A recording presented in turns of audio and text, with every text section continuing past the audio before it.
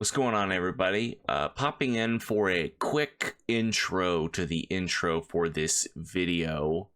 It's nearly 1 in the morning as I'm in the process of editing and putting this video together, and I really wanted to put a proper intro on the video, and then the video that I recorded will progress. Getting excited for Marvel vs. Capcom collection coming out on everything. I decided I wanted to go down the rabbit hole and discuss what started the whole process, which was Capcom making X-Men Coda, or Children of the Atom. We get into it. We're going to talk about the whole thing in the next really long video. I haven't recorded a video like this ever. Never put this amount of time into the edit of a video. And maybe that's just a work ethic thing, but like I genuinely haven't rewatched, made changes, and then watched again a video.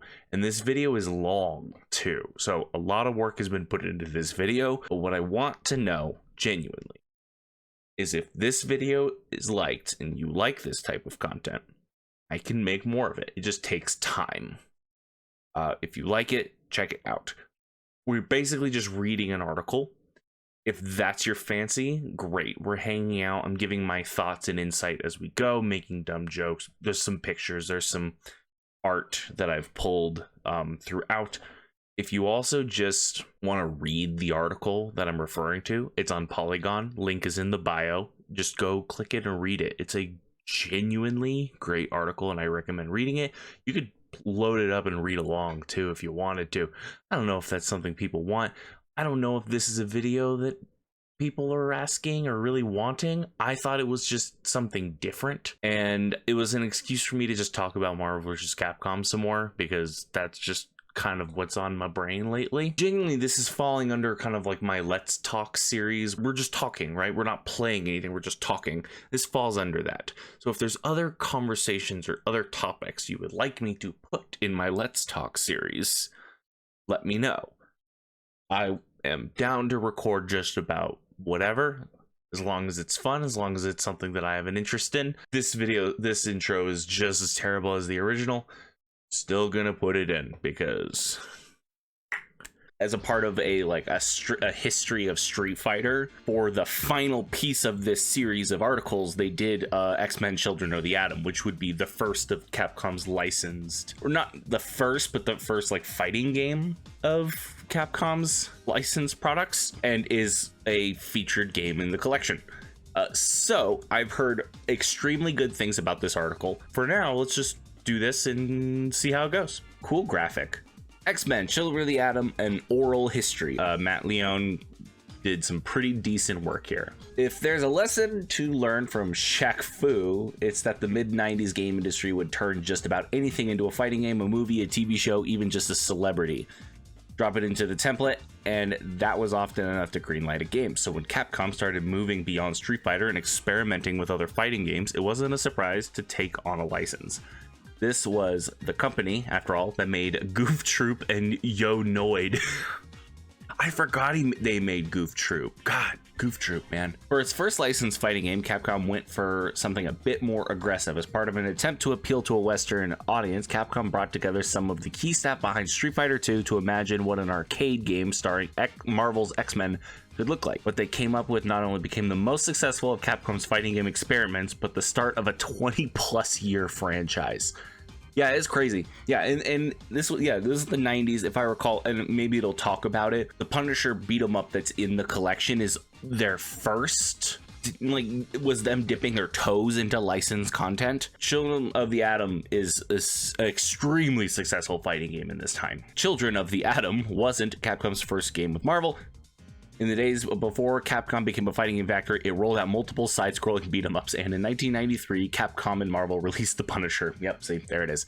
The side-scroller in the Final Fight playbook. Marvel execs thought the game was too violent, and Capcom struggled to distinguish it among the sea of arcade beat-em-ups, but both sides were happy enough to leave the door open for another collaboration. I applied for a job at Capcom around the time Final Fight came out. Because the game had been so successful, Capcom was looking to hire more staff, and I was in college and saw a job listing. So I applied for a job as a graphic artist, animator, and pixel artist. Then I had an interview. I was asked to submit illustrations of the kind of art that I could draw. I remember submitting something Dragon Ball related. When they saw the materials that I'd drawn, they found out that I spoke English, and I told them that I really wanted a job related to American comics. Getting a good scenario here. When I joined Capcom, my first project was The Punisher, and during my training, while I was learning how to draw and do pixel art, Captain Commando came out. At the time, the video game market, the arcade game market, the entire video game market was the biggest in North America. North America had 50% of the market, Japan had 30%, and 20% was other territories. The issue with Captain Commando was that even though it was supposed to be an American-inspired game, it actually looked very Japanese, right? It was a lot like some of the popular things that were around at the time, the Lupin the Third, Speed Racer, Battle of the Planets, Gatchaman, right? All these properties tried to imitate American comic book culture, and sometimes they didn't look authentic. They didn't look quite American enough, and I felt like you wanted to go for the authentic American feel, you had to properly culturalize things. We were trying to imitate people who themselves were influenced by American comic books, so our creations were twice removed from the original American sources.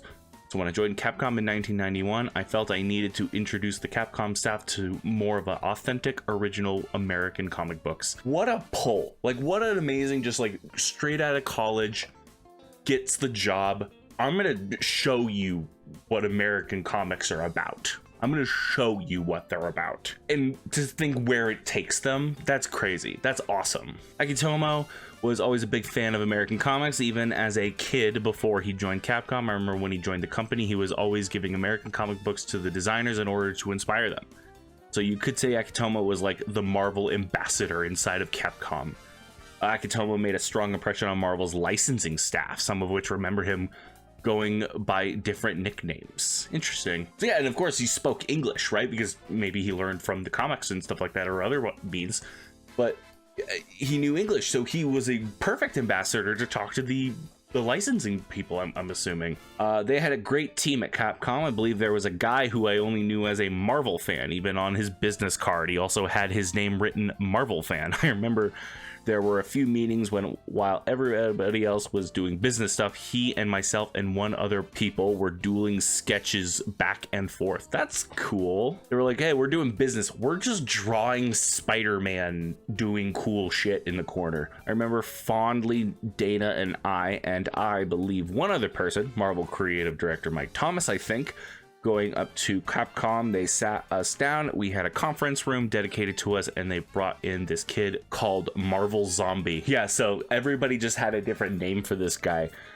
Wakitomo doesn't take credit for the idea behind Children of the Atom and says he never pitched an X-Men game. Former co-workers say that his influence around the office played a role in Capcom pursuing the license, getting Marvel to trust Capcom with the license, and turning many Capcom employees into Marvel fans. Officially, the only game I proposed at Capcom was Darkstalkers. What? He proposed Darkstalkers? Damn.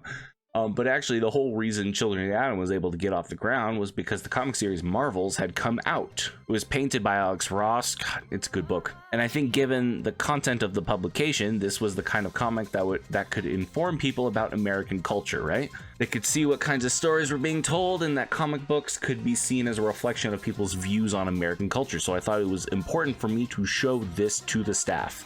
I even translated it from English to Japanese, and after I did that, I think there was this sentiment growing within the team that they wanted to make a Marvel game.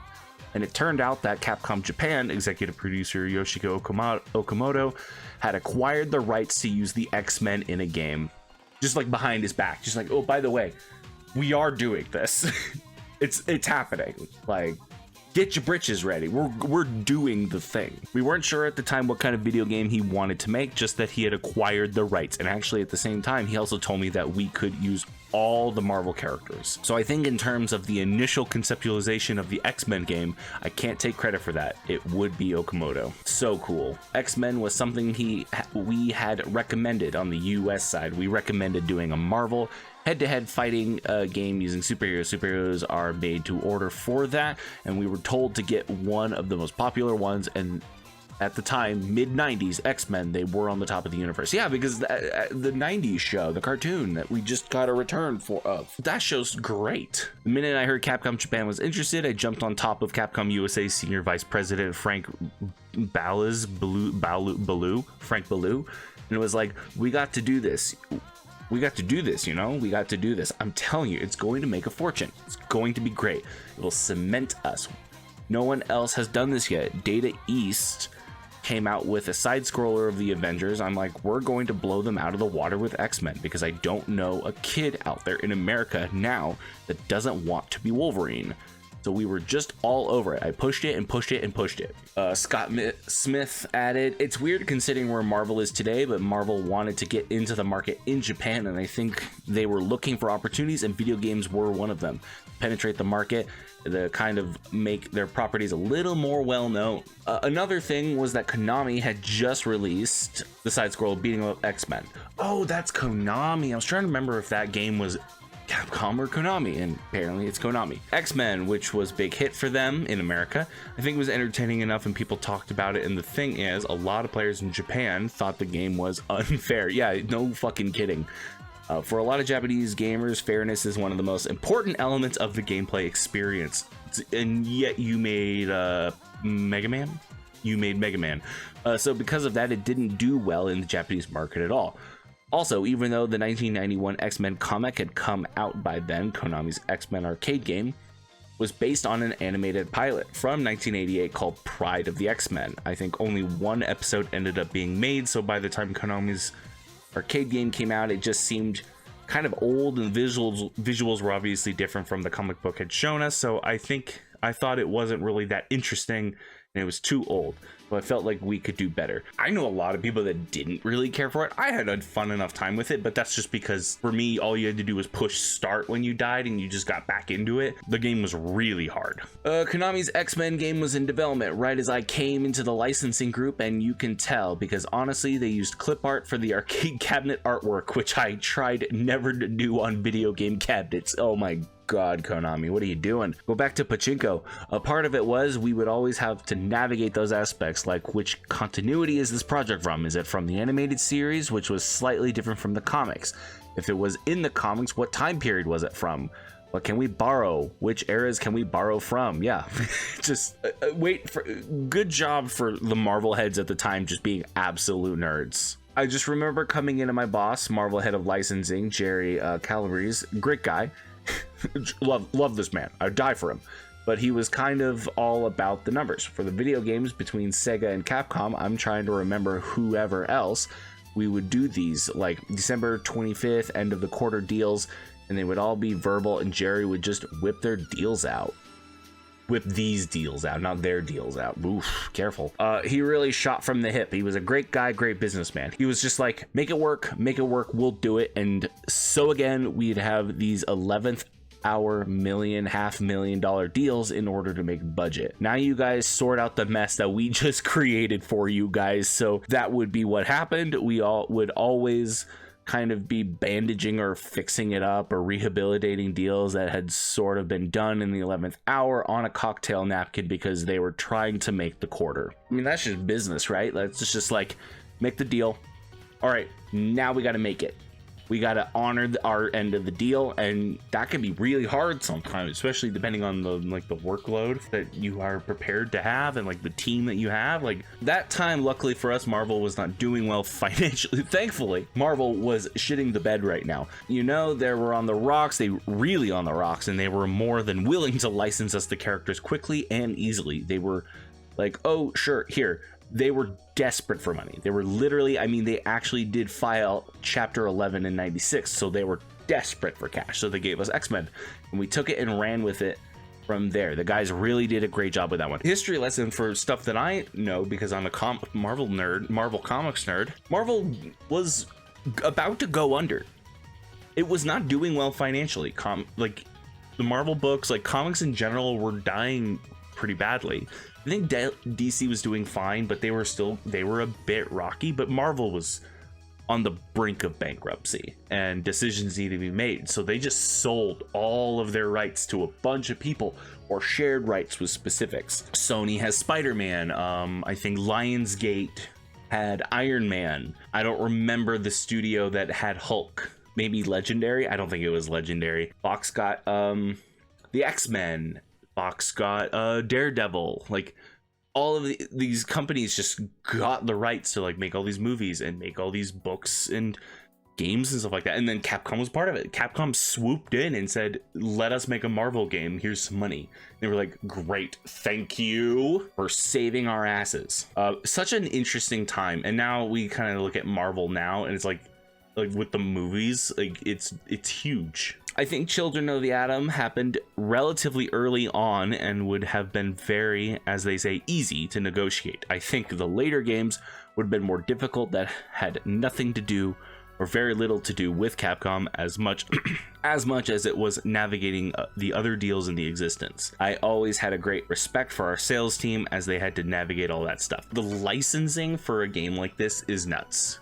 Like, that's where most of the budget comes from. You should listen to the director of Super Smash Bros. I'm forgetting his name off the top of my head, but like the budget of Smash Bros. Ultimate is the trailers and the licensing. More specifically, in the order, it's the licensing to get all these characters. Like, there's only one way you get Sora from Kingdom Hearts into Smash Bros. And it's because you gave Square Enix a check with this many zeros on it. And then on top of that, they put all of their budget into these high quality trailers that showcase these characters, which guaranteed sales. And obviously Smash Bros. Ultimate and Smash 4 are some of the best selling Nintendo games ever. It worked out, but dangerous. These licensing games are dangerous, and it's part of the reason why Marvel's been in like lockdown. Marvel vs. Capcom's been in lockdown all these years, because you can't just flip a switch and Marvel vs. Capcom exists. There's licensing, there's contracts that need to be signed and money that needs to be handed to different people, and the business is different. But yeah, like if they had started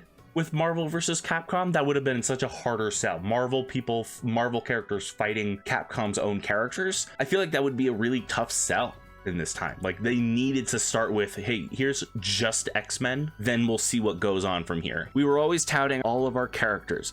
Reality was obviously Spider-Man and the X-Men were the most popular, but we also had the Punisher, which was popular. Silver Surfer, well-known character but difficult number one to render. At that point, the technology wasn't great. We had people coming at us for Hulk on his own. I mean, there were random characters that people could come in and get licenses for because those characters had nothing on the dance card. Hey, this character people really like, but you aren't doing anything with him. Can we borrow him? Yeah, that'd be great. Nishitani's choice. As Capcom put together the pieces for the game that would become Children of the Atom, the company needed someone to run the project.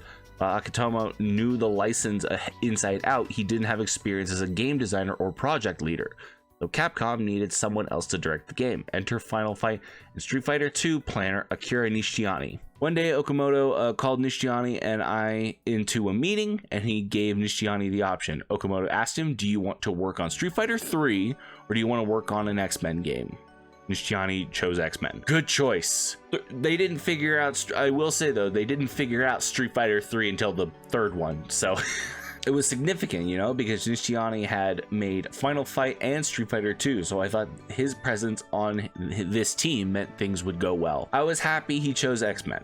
When you deal with a franchise like Street Fighter, it's a fighting game, but the characters are basically human and thus limited to realistic, albeit greatly exaggerated movements. But with the Marvel series, you're dealing with superheroes who can do anything, and there had been lots of requests to do something different, so I thought it was a good idea. So yeah, it was Nishiyama's decision, but even if I made the call, probably would have gone with X-Men anyway. Also, Street Fighter 3 would have been a lot of pressure since it's such a huge, popular series, and I didn't have the confidence for that. Nishiyama had hit a point where he had done everything he could to think of with the Street Fighter series. He felt that there was nothing left he could do without making changes to the fundamentals of Street Fighter. And so if he were to be involved in it, he felt like there would be no point. With X-Men, on the other hand, once Nishiyama saw those characters and heard about their powers, he started getting a lot of ideas. For example, if you look at characters like Cyclops, he shoots out these wicked beams from his eyes, right? And it didn't seem like there would be opportunities to do anything like that in Street Fighter series. And then like cut to like what he does in X-Men 97 in the new show, where he blasts down to like cover, to like make sure he doesn't like splat like a pancake on the ground. Oh, it's so cool. Around the time Capcom signed up to make Children of the Atom, it also signed up for a Super SNES action game X-Men Mutant Apocalypse. Oh, so they did make Mutant Apocalypse. And a second arcade fighting game, Marvel Superheroes. Wow, so like they made the deal for Children of the Atom and they were like, hey, also this, also this. For Capcom's arcade group, that meant planning Children of the Atom and Marvel Superheroes in parallel, with one group of artists working on Marvel in the background, while another group, along with the planners, programmers, and other staff, initially focused on Children of the Atom. Thankfully, a lot of those sprites would carry over for the most part. Obviously, not all of them get used. Capcom ended up releasing Marvel Superheroes to arcades less than a year after Children of the Atom, establishing its Marvel fighting game series from the start. Some had differing opinions on whether Marvel Superheroes was a sequel in the traditional sense, though given the similar mechanics, a distinct story and cast. Yeah, very close and similar art style, which makes sense with the timing of their releases. The camera was a little bit more zoomed in on Marvel Superheroes because both of them were 1v1s, but Marvel Superheroes was a little bit, I remember being a little bit more tighter in, and they introduced the Infinity Stone stuff, which is super weird. You could say that we made Marvel Superheroes as a sequel to Children of the Atom in the same way Street Fighter 2 Championship Edition was a sequel to Street Fighter 2, but Children of the Atom only used X-Men characters, and Marvel had more popular characters from the Marvel universe at the time, such as Spider-Man and Iron Man. So when we were making them, we figured they'd be viewed as different games. It's sort of like, as the creators internally, we saw Marvel as a sequel, but as a commercial product, we wanted it presented as its own distinct game. Yeah, you're not going to call it X-Men 2 and then it has Spider-Man and Iron Man in it. You got to make its own game, but similar mechanics going the next step. Spider-Man, Iron Man, Captain America, and like Shumagorath, and I think Blackheart. Yeah, Blackheart's in it too. If I'm remembering correctly, the X-Men that are in that game are Nito, Wolverine, and Psylocke. I can't remember. Marvel Superheroes came out on the heels of Children of the Atom. Everyone was expecting us to do an X-Men 2, you know? Everyone was expecting a sequel to that, and instead we came out literally a year, not even a year and a half later, with Marvel Superheroes. When I got the word out, I was obviously delighted, but I was like, oh, this is a change in pace. I was like, cool, we're not just doing an add-on like Darkstalkers did with this follow-up, Night Warriors, Darkstalkers Revenge. We're doing a whole different game. This is cool. Marvel Superheroes marked Tezuka's chance to direct a game for the first time. After working as a planner on Capcom beat-em-up Cadillacs and Dinosaurs, he played a support role on Children of the Atom while overseeing Marvel Superheroes in the background. Then, as design and programming staff finished their work on Children of the Atom and rolled into Marvel Superheroes, and Children of the Atom director Akira Nishitani left Capcom, Tezuka took on a larger role overseeing the team. Asked if Nishitani's departure opened a slot for Tezuka to direct Marvel Superheroes, Tezuka says he saw it differently. Actually, it's the opposite. It was decided from the start that I would be the director of Marvel, so if anything, Nishitani was allowed to quit Capcom because there was another director ready for Marvel. When designing the gameplay for its Marvel games, Capcom made a conscious effort to move away from the Street Fighter template and it had established years earlier. Many fighting games of the era felt like Street Fighter 2 with a different skin, sharing the same moves and characters, archetypes, but in Children of the Atom and Marvel Superheroes, Capcom leaned into what made the licenses unique. Characters would leap multiple times in the air, pull off 99-hit combos, and fill the screen with sort of chaos normally reserved for other mediums. So yeah, the hyper fighting nature of Marvel vs. Capcom was literally just due to the fact that they wanted these superheroes to do superhero shit in their fighting game. If you compare X-Men to Street Fighter, the X-Men are mutants with special powers, so part of what we had to consider when we were designing the game as how we could take this move system in our fighting games and express the special abilities that the X-Men have and translate them into the game, while some of the characters in the Street Fighter series could be said to have superhuman powers. For the Marvel games, we did like Children of the Atom. All the characters were defined by being mutants with powers, so from the get-go we decided to try and make their special moves more intense and flashy. Children of the Atom was obviously about controlling the madness, and if you have a theme of controlling madness, the result will be something that looks wild, right? Nishitani and Suda, I think we were big proponents of this idea of controlling the madness, and I think that became a very prevalent theme in the game. So at the time, I personally did not have any worries about that, how that would turn out. In fact, I felt that the more flashy the game was, the more fun it would be. And I think that's every team member felt as well. I mean, maybe we did too much with the game. Maybe we went too far, but we didn't really know that or feel that at the time. Children of the Atom combos are nuts. The air combo stuff is hard, and I'm sure just jumping off of what they were used to with Street Fighter, doing something like Children of the Atom was probably jarring for a lot of people. I think the big impact in the multi-screen combos, that all this stuff was intimidating. But I think that the licensing helped keep people engaged. Yeah, so people were kind of like, this isn't Street Fighter, what is this trash? But Wolverine's in it, so, you know, I'll still buy it. When developing Children of the Atom, Marvel Superheroes, Capcom, and Marvel were simultaneously making games and learning how to work with one another. Though the companies had collaborations before on The Punisher, new staff and rising expectations put more of a focus on the partnership and communication between the two companies. So obviously they do the Punisher, and it's just like a quick, like, oh, do you want to, they're like, you guys want to make a Punisher game? Or like, they were like, we want to make a Punisher game, however that starts. Make a Punisher game, Marvel makes a couple bucks, Capcom makes a couple bucks, it doesn't do as well. Then they have a conversation about getting into fighting games, and they were like, we're desperate, we need money, so here we go, let's figure this out. And as like time moves forward and these games are doing well, and all of like them spreading out their licenses while these companies are benefiting them and they're getting their money back, there is a furthering the business relationship forming as time goes on, and as new employees come into the mix, different opinions are going to show up, different thoughts, different feelings. Like, as any relationship or as any business, just things are changing. We were a very small group back then. My team was a grand total of 6 people including myself. We worked for marketing but spent most of our time with a licensing sales team, and they came in with the Capcom project. And from there on in, we were connected at the hip to Capcom for the longest time. This is all pre-internet, so we had developed this very unique longhand form of working together where we would look over the game, documents, the character references, which moves they do, what they couldn't do. We would get these 60-page faxes, or we would get a FedEx or international shipment with a few hundred pages in it, with the characters' animations, because it was easier. They would basically hand write the name. It would be that if it was Super Pile Driver Twist, then they would sketch it out, an actual pencil drawing of what Omega Red was going to do, or what Wolverine was going to do, and then he would go back in and tweak. Sometimes it'd be fine, other times we would make little tweaks, and sometimes we'd have to adjust the names, because even though they didn't always appear on the screen, the last thing we wanted was sort of an odd name showing up in one of these references or how-to books. Once we got that process down, it all went relatively smoothly. A huge relatively, so much work.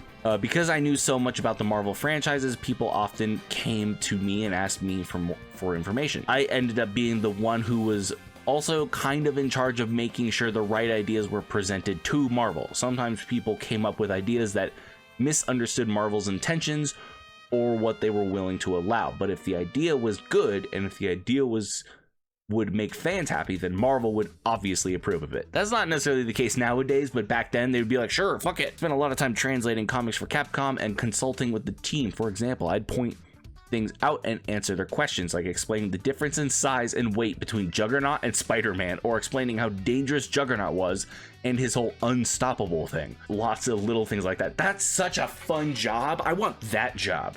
I want to be like the freaking nerd coordinator for like the art team, for like the development team. That sounds awesome. I remember going into New York and negotiating with Marvel what kind of characters we should use, explaining how the game systems worked, getting their understandings of that. I remember proposing some characters we wanted to use in Children of the Atom, but Marvel didn't agree to let us use them. The opposite was also true, where they wanted us to put certain characters into the game, but then we turned them down because those characters didn't fit the game system that we were using. One of the characters I wanted was Venom. We couldn't put him into the game. Well, he was never in X-Men to begin with, but he didn't appear in Marvel Superheroes either, so Venom was a really major character, big enough that we probably would have had to get a whole separate license for him, so perhaps Capcom didn't have to make things too complicated, so no one ever said that. Though I should add, was because we based Marvel Superheroes on the Infinity Gauntlet storyline and Venom wasn't in it, which Marvel at this time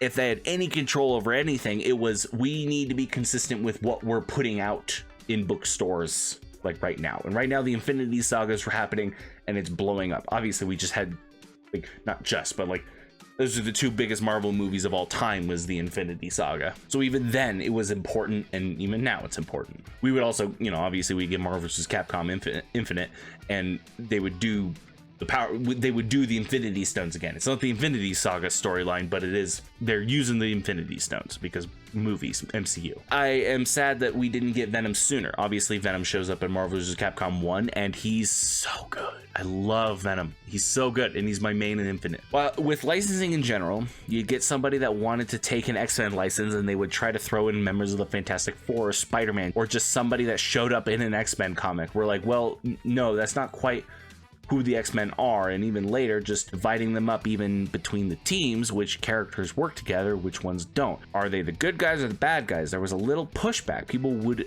try to work in characters or properties, even backgrounds, that weren't part of the character's universe. What I feel like this would be the reverse now. I feel like Capcom would be the ones saying like, no, we need to be like consistent with like the title of the game and who we're pulling, and Marvel is like, nah, dude, just like throw them in, put Batman in there. We had a lot of back and forth between Capcom USA and Capcom Japan as well, especially on Marvel Superheroes more than Children of the Atom. Marvel Superheroes had a lot of debate on characters for who we could and couldn't use. I wanted to have Gambit in Children of the Atom. I remember I wanted to have Gambit and they wouldn't let me have Gambit. They felt Gambit was a crook, he was a thief, and so they didn't want to use Gambit, bastards. I love Gambit. They didn't want to use Rogue because Rogue's powers could be too difficult to reproduce, you know, her ability to drain other people and take their powers. They thought it would be a little too tricky to do, especially for basically a 16-bit video game. A little hard on that one. Marvel Superheroes was the one I really disagreed with. I really disagreed with using Blackheart. I thought there was so many other characters we wanted to use. I wanted to have the Thing, Ben Grimm and the Thing, and Thor. Weird. Those were the main ones I wanted to do. They were like, no, can't go with that. So yeah, that's so interesting.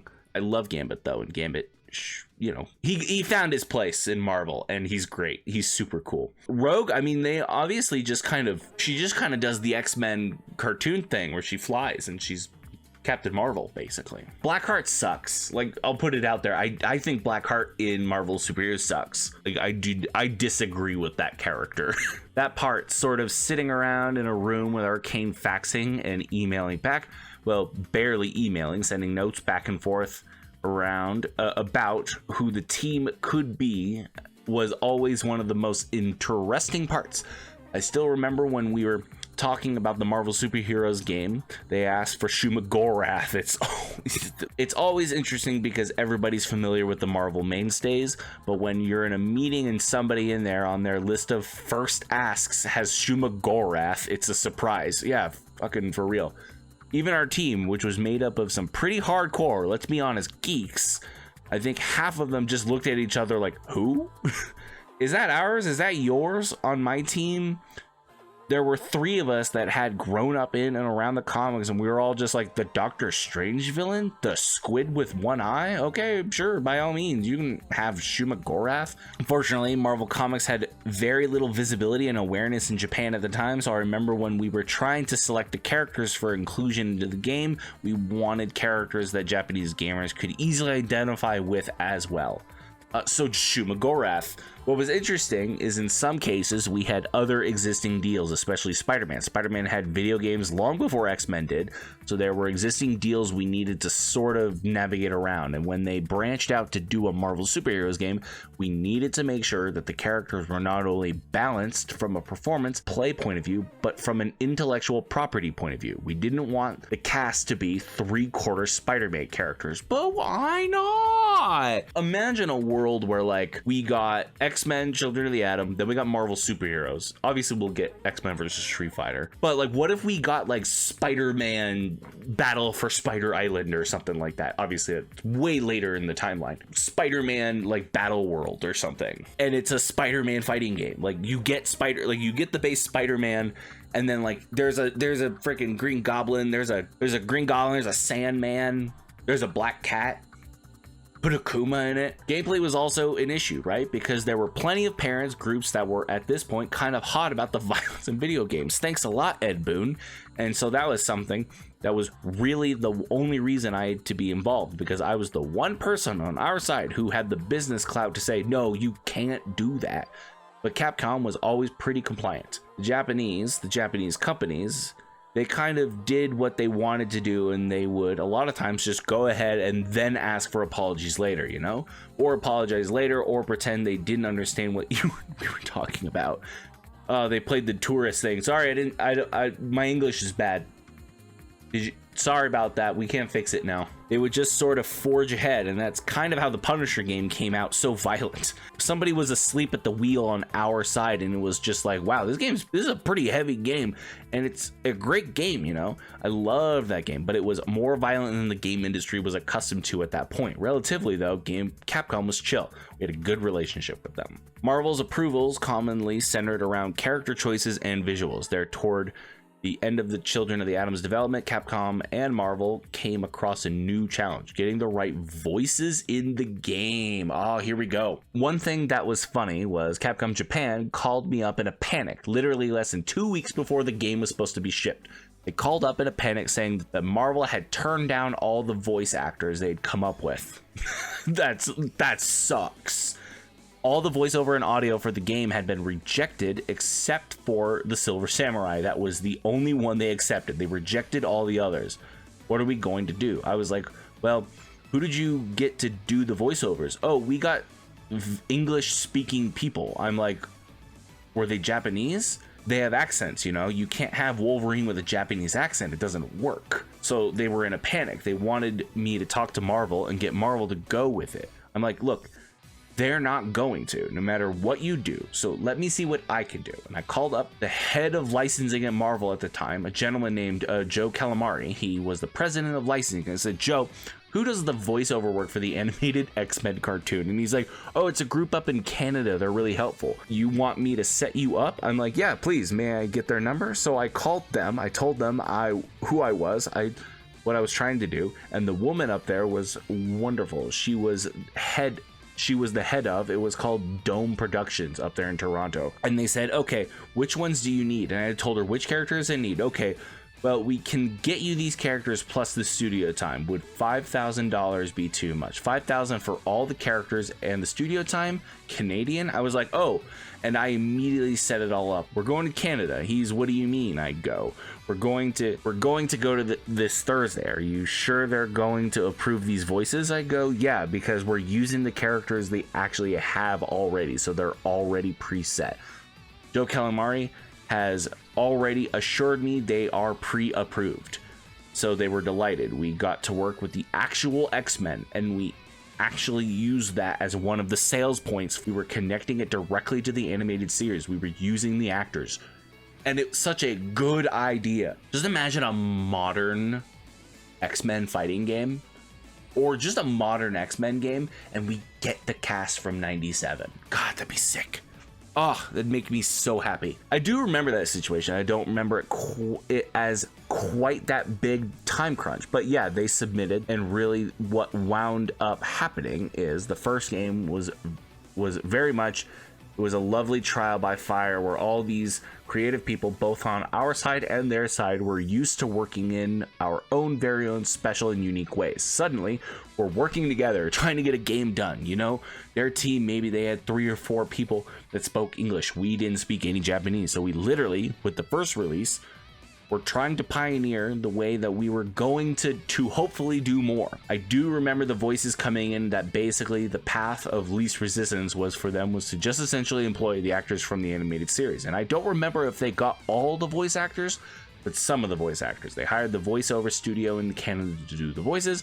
I remember it was quick. I don't remember it being quite 2 weeks, but I still give them the benefit of the doubt. It makes for a good story. So Dana comes in and just says like, yeah, really, like, it didn't seem like it was that big of a deal. There was some conflict there for sure, but like, come on guys, chill. When Children of the Atom hit arcades in late 1994 and early 1995, it made an instant impact on players. There had been plenty of licensed fighting games before, but it was the first to break through to competitive fighting game fans and show that licensed games could stand up well next to hardcore favorites like Street Fighter. Like, while Akitomo remembers the arcade game selling very poorly in Japan and below expectations in the US, we spoke to on the US side recalled the game being one of Capcom's biggest successes of the mid-90s.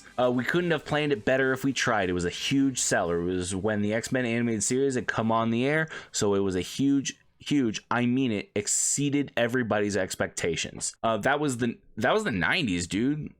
That was the X-Men era. That cartoon was on and making Marvel more money than they would make until the movies started, right? So that was Marvel's bread and butter at that point in time. Of course, the Marvel games were developed primarily targeting overseas markets, but in Japan, the fact that a Japanese company like Capcom was making those games was obviously its own marketing point. In terms of the American comics part in Japan, I think Capcom's games helped Marvel become more popular. Their reputation in Japan enforced the idea. They were like, oh, if Capcom is making a game based off of American comics, these American comics are probably pretty good. Capcom banked on the popularity of X-Men. They took a bit of a gamble on it, and it paid off extremely well. Children of the Atom was a very, very popular game, very successful title. Following Children of the Atom and Marvel Superheroes, Capcom took the series in a different direction with its first crossover fighting game, X-Men vs. Street Fighter. As the series grew, it eventually transformed into Marvel vs. Capcom and became one of Capcom's long-running staples, with multiple sequels, and the only one of Capcom's fighting game franchises, apart from Street Fighter, to last more than 20 years. And it's finally back. Generally, what would happen is we would have a deal for 1 or 2 arcade games. If that went well, the license would come back and we would figure out what to do next. You know, Capcom would come back and say, we want to do more, and we would say either yes or no.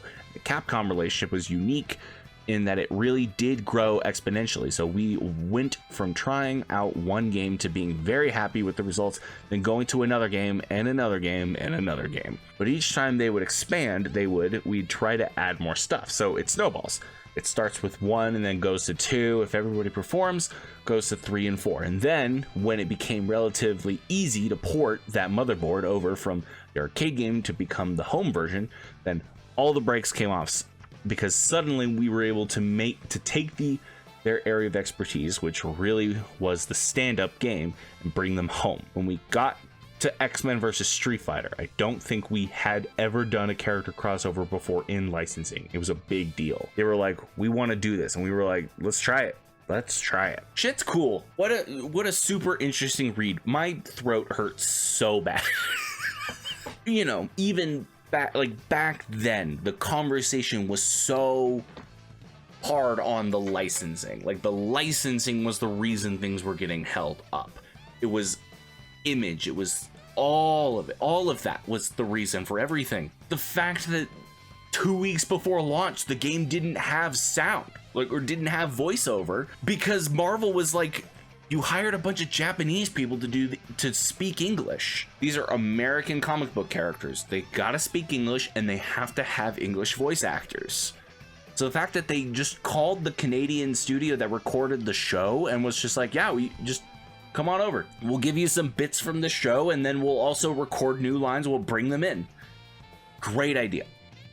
Stellar, and a selling point, because they can say, hey, this game connected to the X-Men animated series, and it's the same voices, and then those voices would continue on, and they would use them for the other games, because you could just port that over for the most part from that point on.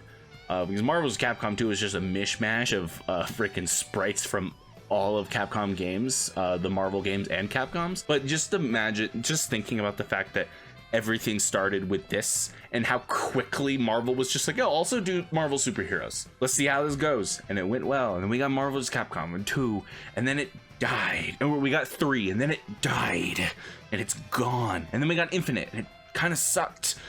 But we got the collection, and it's been a long time. This was a really good read, just for the sake of credit. Written by Matt Leone.